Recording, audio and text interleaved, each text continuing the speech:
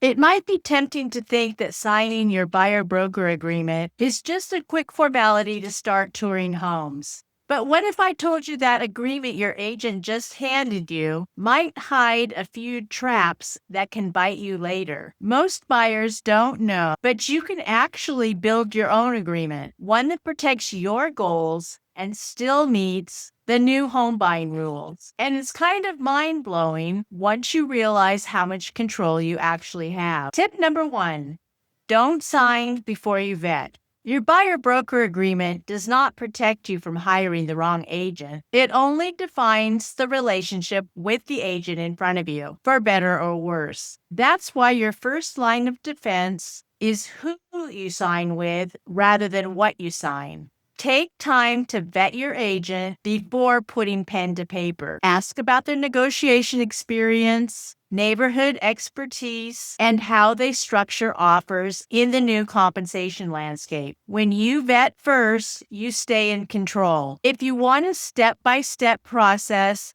for finding, vetting, and hiring the exact right agent for your unique circumstances, that's exactly what I teach inside my Buyer Agent Game Plan course.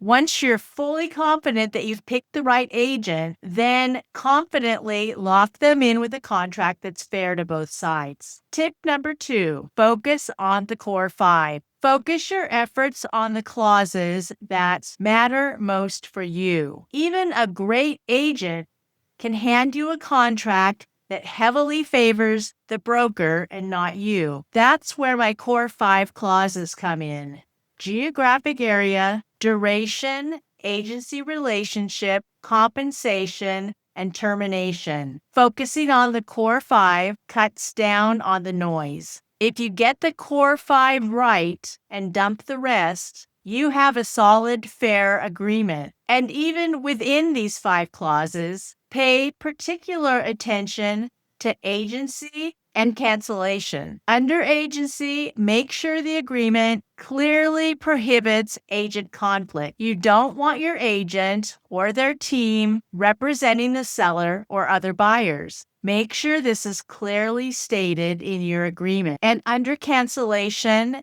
build yourself an off-ramp. You want a clause that lets you exit if service or communication slips. Look, nobody is saying that you have to suddenly become a lawyer or a master negotiator to manage these buyer-broker agreements. But with a little bit of knowledge and the right focus, you can confidently craft a representation agreement that works for you, not against you. Inside my Agency Agreement Decoder course, I walk you through real contracts and show you exactly how those clauses are worded and how to revise them in your favor. Tip number 3, lighten up your contract as needed. Be comfortable with the agreement that you sign. If you fully vetted your agent and feel confident they're the right fit for the duration, focus on a more comprehensive agreement that benefits both sides. If you're unsure about your agent or just want to tour homes with any available agent, insist on a representation agreement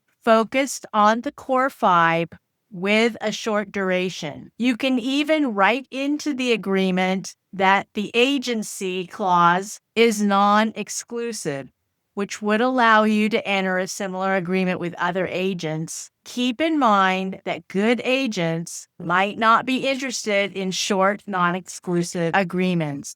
The point is, you don't have to sign what's put in front of you by your agent. You even have the ability to present a contract to the agent and not the other way around, or take the agent's version and mark it up. These are exactly the kind of practical strategies I teach inside Decoder using real-life agreements. I even provide a bare-bones agreement template that you can adapt to your own needs. When you understand what's in your buyer-broker agreement and dump the fluff, you stop playing by other people's rules and start setting your own. That's the power my students walk away with in Agency Agreement Decoder. You'll go from reactive to intentional, from feeling unsure to feeling clear, and from being managed to managing the process.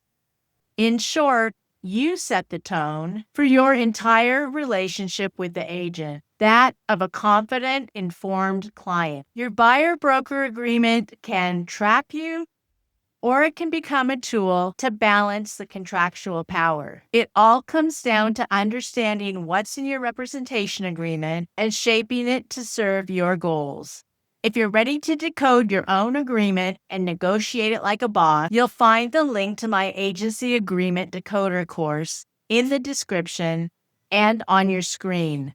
And if you missed any part of my buyer-broker agreement series, click the playlist on your screen now. I can't wait to start helping you design your own buyer-broker agreement.